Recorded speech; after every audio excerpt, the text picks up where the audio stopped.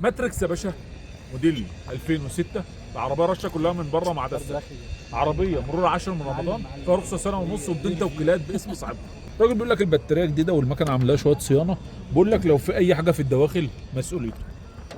نبص يا باشا على الجنط بالكاوتش، الطاسه بتاعتها والكاوتش تقريبا 80% يا ابو حميد.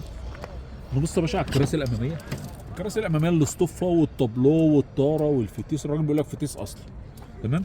4 كهرباء، عامل حركه كده، بس دي ممكن يبقى فيها مخالفه في المرور يعني. الكراسي الخلفيه برضه يا باشا الاصطفه والعفشه والدنيا رايقه على صلاح الحال. بص يا ابو حميد، على طول يا باشا الماتريكس بنأمن على المفصلات ديت، لان ايه، كل العربيات بيبقى فيها بروم.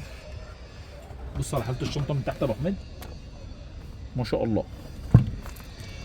قلنا ابو حميد عربيه ماتريكس موديل 2006، رشه كلها من بره ما عدا السقف. العربيه نمر العاشر، فيها رخصه سنه ونص باسم اصحابها بدون توكيلات. العربيه فتيس اصلي.